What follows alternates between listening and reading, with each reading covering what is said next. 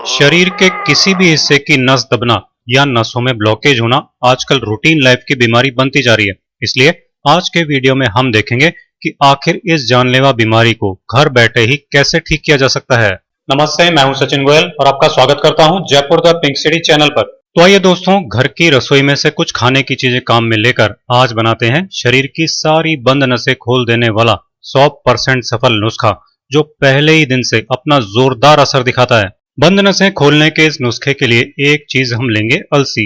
ये कितनी क्वांटिटी में लेंगे? तो अलसी हम लेंगे 10 ग्राम, यानी खाना खाने वाली 2 चम्मच। नसें दबने से शरीर में होने वाली झंझनाहट को खत्म करने के लिए ये बहुत बढ़िया चीज है। अलसी आयुर्वेद में कई तरह से यूज की जाती है, हल्की सी भूनकर, रात भर पानी में भिगोकर और डायरेक्ट कच्ची। आज के नुस्खे में हम इसको एक पैन में सूखा ही डालकर धीमी आंच पर हल्का सा भूनकर यूज करेंगे। कितनी देर भूनेंगे? सिर्फ 1 मिनट के लिए भूनेंगे। जैसे ही इसमें से थोड़ी खुशबू आने लगेगी, इसको गैस से उतार लेंगे और ठंडा होने देंगे। जब इसको कुछ खास चीजों के साथ मिलाकर खाया जाता है, तब ये बंद नसें खोल देती है। इसलिए अभी हम वो सब चीजें भी देखेंगे। बंद नसें खोलने का नुस्खा बनाने के लिए आपको अपनी रसोई में से लेनी है साबुत काली मिर्च। कितनी लेनी है? आपको 10 ग्राम साबुत काली मिर्च लेनी है। और इसको काम में कैसे लेना है? गैस पर एक पैन रखिए और इसमें ये 10 ग्राम साबुत काली मिर्च डालकर धीमी आंच पर हल्का सा भून लीजिए। ऐसा करने से इसका एसेंशियल ऑयल रिलीज होगा, जो इसके असर को कई गुना बढ़ा देगा। नसें दबने पर उस जगह का हिस्सा अगर सुन्न हो जाता है या फिर उस जगह पर सुई चुभने जैसा दर्द होता है, तो वो भी इसके इस्तेमाल से ठीक हो जाता है। सिर्फ 1 मिनट में ही ये हल्की सी भुन जाएगी। तब इसको एक प्लेट में निकालकर ठंडा होने देंगे और फिर दूसरी चीजों के साथ मिक्स करके अभी हम इसको यूज करेंगे।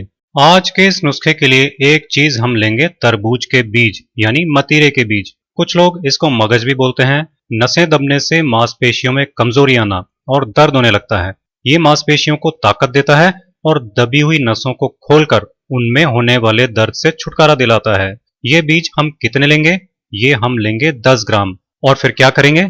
तरबूज के बीज हम एक पैन में डालकर धीमी आंच पर हल्के गुलाबी होने तक सेकेंगे। यहाँ जो भी चीजें सेक कर काम में लेनी है, उनको अलग अलग सेकना है, एक साथ नहीं सेकना है, क्योंकि कुछ चीजें जल्दी सिक जाती हैं और कुछ चीजों को सिकने में थोड़ा टाइम लगता है। हल्का गुलाबी होते ही तरबूज के ये बीज हम एक प्लेट में निकालकर ठंडे होने देंगे और फिर ये नुस्खा तैयार करेंगे।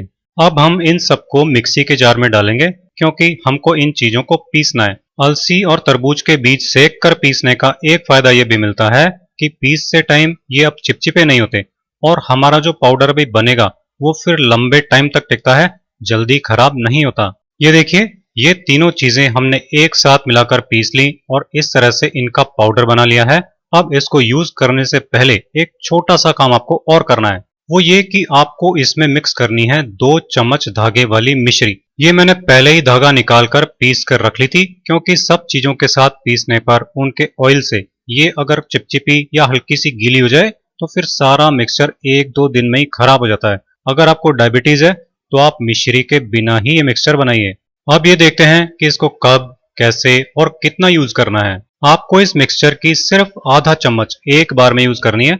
लेकिन कब यूज करनी है? ये आपको डेली सुबह खाली पेट यूज करनी है, यानी सुबह फ्रेश होने के बाद जब पेट खाली हो जाता है तब यूज करनी है। और कैसे यूज करनी है? इसको खाकर ऊपर से 1 कप हल्का गर्म पानी पी लेना है, फिर आधा घंटे तक कुछ नहीं खाना पीना है। इस नुस्खे को आपको कब तक यूज करना है? तो दोस्तों, वैसे तो ये नुस्खा 10 दिन तक डेली यूज करना चाहिए, लेकिन अगर नसों में ब्लॉकेज ज्यादा हो या शरीर के कई हिस्सों की नसें दबी हुई हों, तो इसको आप डेली 2 महीने तक भी खा सकते हैं, लेकिन खाएं सिर्फ आधा चम्मच ही। आप इसे फॉलो कीजिए और मेरे इसी तरह के बहुत आसान घरेलू नुस्खे देखते रहने के लिए Jaipur the pink city channel को सब्सक्राइब कीजिए।